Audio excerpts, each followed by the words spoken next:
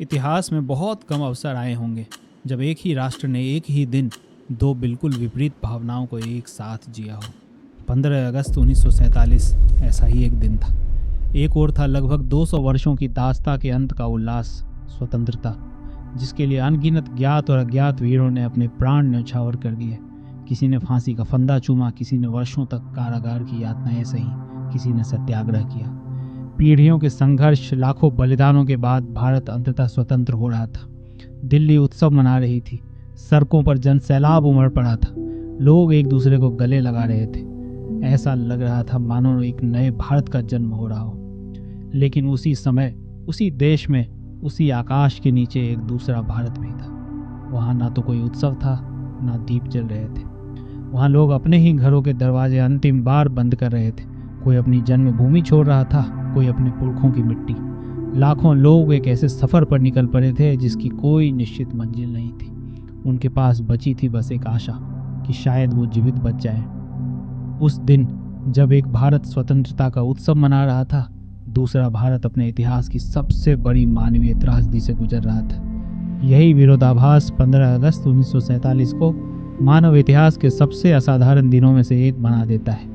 आज की यह कहानी केवल स्वतंत्रता की कहानी नहीं है, यह उस कीमत की कहानी है जो उस स्वतंत्रता के साथ चुकाई गई। यह कहानी है भारत के विभाजन की। कल्पना कीजिए कि आप रात को अपने ही घर में सोए और अगली सुबह आपको बताया जाए कि अब यह घर आपके देश में नहीं है।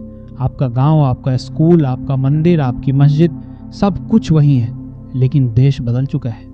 1947 में करोड़ों भारतीयों के साथ ठीक यही हुआ था। लेकिन प्रश्न यह है कि आखिर ऐसा क्यों हुआ? क्या भारत का विभाजन पहले से तय था? क्या यह केवल हिंदुओं और मुसलमानों का संघर्ष था, या इसके पीछे राजनीति, जल्दबाजी, गलत निर्णय और सत्ता की ऐसी दौड़ थी जिसने लाखों लोगों का भविष्य बदल दिया? दोस्तों, इस कहानी को समझने के लिए हमें एक वर्ष पीछे जाना होगा। सन 1946। द्वितीय विश्व युद्ध समाप्त हो चुका था, लेकिन उसने ब्रिटिश साम्राज्य की कमर तोड़ दी थी। जिस साम्राज्य के बारे में कहा जाता था कि उसके साम्राज्य में कभी सूर्य अस्त नहीं होता, अब उसके पास भारत पर शासन जारी रखने की शक्ति नहीं बची थी। उधर भारत में स्वतंत्रता की मांग भी अब आंदोलन नहीं, जन सैलाब बन चुकी थी। 1942 का भारत छोड़ो आंदोलन और 1946 का रॉयल इंडियन नेवी विद्रोह ब्रिटिश शासन को यह स्पष्ट संकेत दे चुका था कि भारत पर लंबे समय तक शासन बनाए रखना अब संभव नहीं होगा। लेकिन समस्या भारत को स्वतंत्र करने की नहीं थी। समस्या थी कि भारत को किस रूप में स्वतंत्र किया जाए। क्या सत्ता एक संयुक्त भारत को सौंप दी जाए या फिर भारत का विभाजन कर दिया जाए? लेकिन ये विवाद अचानक पैदा नहीं हुआ था। बीते कुछ वर्षों में मुस्लिम लीग एक अलग राष्ट्र की मांग को और अधिक मुखर बना चुकी थी। उस समय मुस्लिम लीग का नेतृत्व मोहम्मद अली जिन्ना कर रहे थे और वे मानते थे कि भारत के मुसलमानों के राजनीतिक अधिकार एक अलग राष्ट्र में ही सुरक्षित रह सकते हैं। दूसरी ओर कांग्रेस थी। कांग्रेस एक संयुक्त भारत के पक्ष में थी।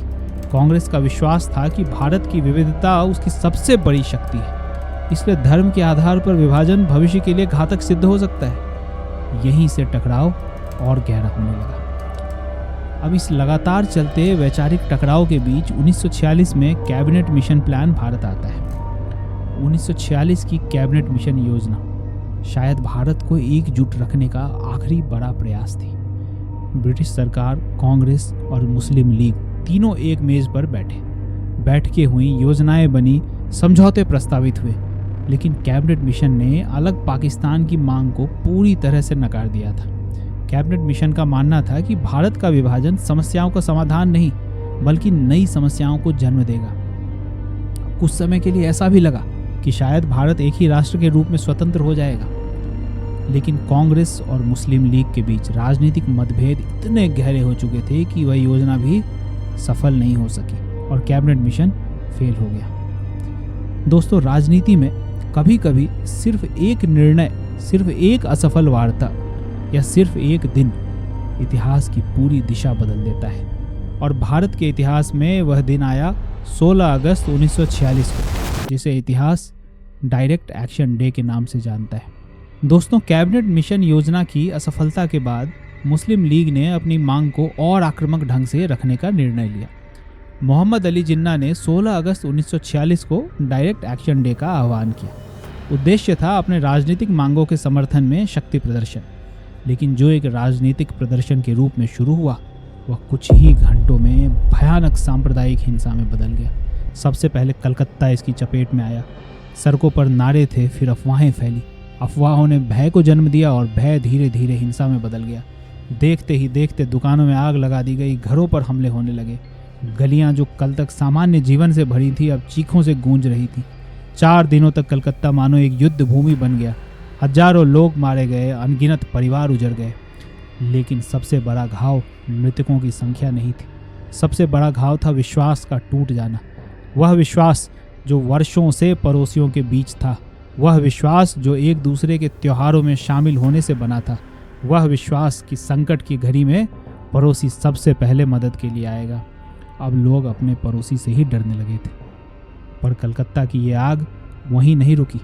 उसकी लपटें नोआखाली पहुंची, फिर बिहार, फिर पंजाब और धीरे धीरे पूरा उत्तर भारत सांप्रदायिक तनाव की चपेट में आने लगा। यही वह क्षण था जब विभाजन सिर्फ नेताओं की बातचीत का विषय नहीं रहा, अब उसकी कीमत साधारण लोग चुकाने लगे थे। और दुर्भाग्य से यह तो केवल शुरुआत थी। अब दोस्तों, इसी सुलगती हुई पृष्ठभूमि में मार्च 1947 में लॉर्ड माउंटबेटन भारत के अंतिम वायसराय बनकर आए। उनके सामने समय बहुत कम था और देश में तेजी से हिंसा फैलती जा रही थी। अंततः कई महीनों की असफल वार्ताओं, बढ़ती हिंसा और राजनीतिक गतिरोध के बाद 3 जून 1947 को विभाजन की योजना स्वीकार कर ली गई। इसे माउंटबेटन प्लान के नाम से भी जाना जाता है। दोस्तों, इस योजना के अनुसार ब्रिटिश भारत को 2 स्वतंत्र राष्ट्रों में विभाजित किया जाना था, भारत और पाकिस्तान। पाकिस्तान स्वयं 2 भागों में बनना था, पश्चिमी पाकिस्तान और पूर्वी पाकिस्तान। दोनों के बीच लगभग 1600 किलोमीटर की भारतीय भूमि थी। आगे चलकर लगभग 24 वर्ष बाद 1971 में यही पूर्वी पाकिस्तान बांग्लादेश बना। पर एक प्रश्न अभी भी बाकी था कि भारत और पाकिस्तान की सीमा आखिर कहाँ होगी। दोस्तों, 3 जून 1947 की योजना के बाद अब सबसे बड़ी चुनौती थी विभाजन को लागू करना। कागज पर 2 देशों की घोषणा करना आसान था, लेकिन सदियों से एक साथ जुड़े हुए शहरों, जिलों, रेल मार्गों, नहरों, बाजारों और करोड़ों लोगों को अलग करना इतना आसान नहीं था। इसी उद्देश्य से ब्रिटिश सरकार ने पंजाब और बंगाल के लिए 2 सीमा आयोगों का गठन किया और उन दोनों आयोगों की अध्यक्षता एक ऐसे व्यक्ति को सौंपी जो इससे पहले कभी भारत आया ही नहीं था। उनका नाम था सिरिल रैडक्लिफ। वे ना तो कोई सैनिक थे, ना प्रशासक और ना ही भारत के विशेषज्ञ। वे पेशे से एक प्रसिद्ध ब्रिटिश वकील थे। अब उन्हें इसलिए चुना गया क्योंकि ब्रिटिश सरकार का मानना था कि भारत की राजनीति से उनका कोई सीधा संबंध नहीं है और इसलिए वे अपेक्षाकृत निष्पक्ष निर्णय दे सकेंगे। लेकिन उनके सामने जो कार्य था ना, वह शायद 20वीं शताब्दी के सबसे कठिन प्रशासनिक कार्यों में से एक था। उन्हें लगभग 5 सप्ताह के भीतर 2 प्रांतों की सीमाएं तय करनी थी। ऐसी सीमाएं जो केवल नक्शे पर रेखाएं नहीं थी। उनसे तय होना था कि किस जिले का प्रशासन किस देश के पास जाएगा, किस रेल मार्ग का नियंत्रण किसके हाथ में होगा, कौन सी नहर किस देश के खेतों तक पहुंचेगी, कौन सा बंदरगाह किसकी अर्थव्यवस्था का आधार बनेगा और सबसे महत्वपूर्ण, करोड़ों लोगों का भविष्य। लेकिन भारत कोई खाली नक्शा नहीं था जिस पर मनचाही रेखा खींच दी जाए। सदियों से लोग एक साथ रहते आए थे। व्यापार, आवागमन, खेती और सामाजिक जीवन एक दूसरे से इस तरह जुड़ गए थे कि उन्हें अलग करना लगभग असंभव था। लगातार बैठकों, नक्शों, जनगणना के आंकड़ों और प्रशासनिक अभिलेखों के अध्ययन के बाद रैडक्लिफ ने अपने निर्णय को तैयार किया। इसी निर्णय को इतिहास रैडक्लिफ पुरस्कार या रैडक्लिफ अवार्ड के नाम से जानता है। लेकिन यहीं से इस कहानी का सबसे विवादास्पद अध्याय शुरू हो जाता है। रैडक्लिफ अवार्ड तो तैयार था, फिर भी उसे जनता के सामने तुरंत प्रस्तुत नहीं किया गया। तत्कालीन वायसराय लॉर्ड माउंटबेटन ने उसकी आधिकारिक घोषणा 15 अगस्त से पहले करने के बजाय 17 अगस्त तक स्थगित करने का निर्णय लिया। अब ऐसा किया क्यों गया? इस प्रश्न का आज भी कोई सर्वमान्य उत्तर नहीं है। कुछ इतिहासकारों का मानना है कि माउंटबेटन नहीं चाहते थे कि स्वतंत्रता समारोह सीमा को लेकर उठने वाले विवादों और संभावित हिंसा की छाया में दब जाए। वहीं कुछ अन्य इतिहासकार मानते हैं कि यदि सीमा पहले घोषित कर दी जाती तो प्रशासन को स्थिति संभालने के लिए अधिक समय मिल सकता था। उनके अनुसार घोषणा में हुई यह देरी पहले से फैली अनिश्चितता को और बढ़ा गई। दोस्तों, जो भी कारण रहा हो, उस निर्णय का प्रभाव सीधे साधारण लोगों के जीवन पर पड़ा। कल्पना कीजिए कि 15 अगस्त की सुबह देश स्वतंत्र हो चुका है, नई सरकारें काम शुरू कर चुकी हैं, लेकिन सीमा अब भी आधिकारिक रूप से घोषित नहीं हुई है। लाखों लोग इंतजार कर रहे थे अखबारों का, सरकारी घोषणाओं का और उस एक निर्णय का जो यह तय करने वाला था कि आने वाले कल में उनका भविष्य किस देश के साथ जुड़ा होगा। अंततः जब 17 अगस्त 1947 को रैटक्लिफ अवार्ड सार्वजनिक हुआ, तब केवल एक सीमा घोषित नहीं हुई, उसके साथ करोड़ों लोगों के जीवन का एक नया और अत्यंत पीड़ादायक अध्याय भी शुरू हो चुका था। जो घर कल तक उनका अपना था, आज वह दूसरे देश में था। जिस जमीन पर पीढ़ियां बीती थीं, वह अब एक नई अंतर्राष्ट्रीय सीमा की दूसरी ओर थी। धीरे धीरे लोगों ने एक कठिन निर्णय लेना शुरू किया, रुकें या सब कुछ छोड़कर निकल जाएं। यही निर्णय मानव इतिहास के सबसे बड़े जन स्थानांतरणों में से एक का कारण बना। अनुमान है कि लगभग 1.5 करोड़ लोगों ने सीमाओं को पार किया। जहां हिंदू और सिख परिवार पाकिस्तान से भारत की ओर आने लगे, वहीं मुस्लिम परिवार भारत से पाकिस्तान की ओर जाने लगे। लोग जो कुछ उठा सकते थे उतना ही साथ लेकर निकले। कंधों पर गठरियां थीं, बाहों में छोटे बच्चे, हाथों में बुजुर्गों का सहारा और आंखों में बस एक उम्मीद कि शायद वे सुरक्षित पहुंच जाएं। सड़कों पर लोगों के अंतहीन कारवां थे, बैलगाड़ियां, पैदल चलती भीड़ और मीलों तक फैली मानव श्रृंखलाएं। लेकिन दुर्भाग्य से हर यात्रा मंजिल तक नहीं पहुंच सकी। कई शरणार्थी कारवां रास्ते में हमलों का शिकार हुए। अनेक रेलगाड़ियों पर हमले हुए। कई रेलगाड़ियां तो अपने गंतव्य तक पहुंची, लेकिन उनमें जीवित यात्री नहीं बचे थे। हिंसा अब केवल दंगों तक सीमित नहीं रही थी। लूटपाट, आगजनी, हत्याएं, अपहरण और महिलाओं के विरुद्ध अकल्पनीय अत्याचार इस त्रासदी का हिस्सा बन गए। आज भी इतिहासकारों के बीच मृतकों की सही संख्या को लेकर मतभेद है। अनुमान लगभग 2 लाख से 20 लाख तक पहुंचते हैं। हजारों नहीं, लाखों परिवार हमेशा के लिए बिखर गए। लगभग 75,000 महिलाओं के अपहरण या यौन हिंसा का शिकार होने का अनुमान लगाया जाता है। लेकिन इस त्रासदी को सिर्फ आंकड़ों में नहीं समझा जा सकता, क्योंकि हर संख्या के पीछे एक चेहरा था, एक परिवार था, एक घर था, एक अधूरा जीवन था। भारत का विभाजन सिर्फ 2 देशों का जन्म नहीं था, यह करोड़ों लोगों के लिए अपनी पहचान, अपना घर और अपना अतीत एक ही समय में खो देने की कहानी भी था। लेकिन इतिहास का एक प्रश्न आज भी हमारे सामने खड़ा है। यदि विभाजन पूरे भारत का हुआ था, तो सबसे भीषण हिंसा कुछ क्षेत्रों में ही क्यों हुई? आखिर पंजाब इतनी भयानक त्रासदी का केंद्र कैसे बन गया? जब भारत के विभाजन की बात होती है ना, तो सबसे पहले पंजाब की तस्वीर ही सामने आती है। जलती हुई बस्तियां, शरणार्थियों के कारवां और मौत से भरी रेलगाड़ियां। लेकिन विभाजन केवल पंजाब का नहीं हुआ था, बंगाल भी 2 हिस्सों में बटा था। फिर इतिहास ने इन दोनों प्रांतों के लिए 2 बिल्कुल अलग कहानियां क्यों लिखी? इसका उत्तर इन दोनों प्रांतों की भौगोलिक, सामाजिक और राजनीतिक परिस्थितियों में छिपा है। पंजाब सिर्फ एक प्रांत नहीं था, यह ब्रिटिश भारत का सबसे समृद्ध कृषि क्षेत्र बन चुका था। 19वीं शताब्दी के अंत से ब्रिटिश सरकार ने पंजाब में विशाल नहरों का जाल बिछाया।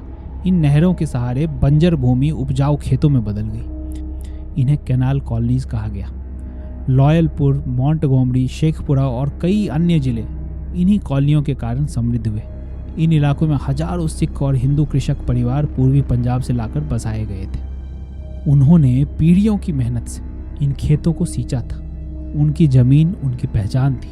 इसलिए जब विभाजन की चर्चा शुरू हुई ना, तो बहुत से लोगों को तो विश्वास ही नहीं था कि उन्हें अपनी ज़मीन छोड़नी पड़ेगी। कई परिवारों को उम्मीद थी कि राजनीतिक समझौता हो जाएगा, या यदि सीमा बनेगी भी तो उनके गांव भारत में ही रहेंगे। लेकिन 17 अगस्त 1947 को जब रैटक्लिफ अवार्ड प्रकाशित हुआ, तो लॉयलपुर, जो आज का फैसलाबाद है, मोंटगोमरी, जो आज का साहिवाल डिस्ट्रिक्ट है, शेखपुरा और पश्चिमी पंजाब के अनेक समृद्ध कृषि क्षेत्र पाकिस्तान का हिस्सा बन चुके थे। एक ही दिन में लाखों किसानों को यह समझ में आया कि जिस धरती को उन्होंने पीढ़ियों तक सींचा था, वह अब एक दूसरे देश में थी। यहीं से पलायन अचानक और व्यापक रूप लेता गया। पंजाब में सीमा घोषित होते ही लगभग तुरंत जन स्थानांतरण शुरू हो गया। पश्चिमी पंजाब से हिंदू और सिख परिवार पूर्वी पंजाब की ओर आने लगे और वहीं पूर्वी पंजाब से मुस्लिम परिवार पश्चिमी पंजाब की ओर जाने लगे। कुछ ही दिनों में लाखों लोग सड़कों और रेल मार्गों पर थे। इतने बड़े पैमाने पर एक साथ जन स्थानांतरण मानव इतिहास में बहुत कम देखने को मिला था। लेकिन समस्या केवल पलायन की नहीं थी। पंजाब में कई क्षेत्रों में सशस्त्र सांप्रदायिक समूह पहले से ही सक्रिय थे। प्रशासन विभाजन की प्रक्रिया में कमजोर पड़ चुका था। पुलिस और सेना स्वयं पुनर्गठित हो रही थी। ऐसे में जब लाखों लोग एक साथ घर छोड़ रहे थे ना, तो उन्हें सुरक्षित रखना लगभग असंभव हो गया। यही कारण था कि पंजाब विभाजन की सबसे भीषण हिंसा का केंद्र बन गया। लेकिन बंगाल की कहानी कुछ अलग थी। दोस्तों, यह नहीं है कि बंगाल हिंसा से बच गया था। वास्तव में 1946 में ग्रेट कलकत्ता किलिंग्स, नोआखाली और बिहार की हिंसा पहले ही हजारों लोगों की जान ले चुकी थी। इसलिए बंगाल स्वतंत्रता से पहले ही सांप्रदायिक तनाव का अनुभव कर चुका था। फिर भी अगस्त 1947 में पंजाब जैसी तत्काल और व्यापक जन स्थानांतरण की स्थिति बंगाल में नहीं बनी। पूर्वी बंगाल से कई हिंदू परिवार शुरुआती महीनों में अपने घरों में ही रहे। उसी प्रकार पश्चिम बंगाल के कई मुस्लिम परिवार ने भी तुरंत पलायन नहीं किया। दोस्तों, बंगाल का पलायन एक झटके में नहीं, बल्कि धीरे धीरे अगले कई वर्षों तक चलता रहा। यही पंजाब और बंगाल के बीच सबसे बड़ा अंतर था। पंजाब में विभाजन कुछ ही सप्ताहों में मानवीय आपदा बन गया, जबकि बंगाल में विस्थापन एक लंबी और लगातार चलने वाली प्रक्रिया बना। दोनों प्रांतों ने विभाजन का दर्द सहा, लेकिन उस दर्द का स्वरूप एक जैसा नहीं था। अब लेकिन लोगों के लिए सीमा पार करना विभाजन का अंत नहीं था। वास्तव में लाखों लोगों के लिए यहीं से एक नए संघर्ष की शुरुआत हुई। भारत और पाकिस्तान दोनों देशों के सामने मानव इतिहास के सबसे बड़े पुनर्वास अभियान की चुनौती थी। कुछ ही दिनों में लगभग 1.5 करोड़ लोग विस्थापित हो चुके थे। उनके लिए रहने की व्यवस्था करनी थी, भोजन उपलब्ध कराना था, चिकित्सा सुविधाएं देनी थी और उन्हें एक नए जीवन की शुरुआत का अवसर देना था। दोनों देशों में अस्थायी शरणार्थी शिविर स्थापित किए गए, लेकिन विस्थापित लोगों की संख्या इतनी अधिक थी कि अधिकांश शिविर अपनी क्षमता से कहीं अधिक लोगों को आश्रय दे रहे थे। तंबुओं में सैकड़ों परिवार रहते थे। पीने के स्वच्छ पानी की कमी, स्वास्थ्य सुविधाओं का अभाव और संक्रामक रोग इन शिविरों की सबसे बड़ी चुनौतियां बन गई थी। हरियाणा के कुरुक्षेत्र में दुनिया का सबसे बड़ा शरणार्थी शिविर स्थापित किया गया। वहीं दिल्ली का किंग्सवे कैंप, जो आज जीटीबी नगर के नाम से जाना जाता है, उत्तर भारत के सबसे महत्वपूर्ण पुनर्वास केंद्रों में से एक बना। लेकिन पुनर्वास की चुनौती सिर्फ भोजन और आश्रय तक सीमित नहीं थी। विभाजन के दौरान हजारों महिलाओं का अपहरण किया गया, अनेक यौन हिंसा का शिकार बनी, कई का बलपूर्वक विवाह करा दिया गया। इन महिलाओं के पुनरुत्थान के लिए विभाजन के बाद भारत और पाकिस्तान दोनों सरकारों ने इंटर डोमिनियन एग्रीमेंट के अंतर्गत इन महिलाओं की खोज और वापसी के लिए विशेष अभियान चलाए। हजारों महिलाओं को बरामद किया गया, बचाया गया, लेकिन उनकी वापसी हमेशा सरल नहीं थी। अनेक महिलाएं गर्भवती थी, कई बच्चों की मां बन चुकी थी। कुछ को अपने परिवार द्वारा स्वीकार ना किए जाने का भय था, कुछ अपने बच्चों से अलग नहीं होना चाहती थी। हजारों महिलाएं कभी खोजी ही नहीं जा सकी। इसी प्रकार हजारों बच्चे अपने परिवार से बिछड़ गए। कई परिवार 2 देशों में स्थायी रूप से विभाजित हो गए।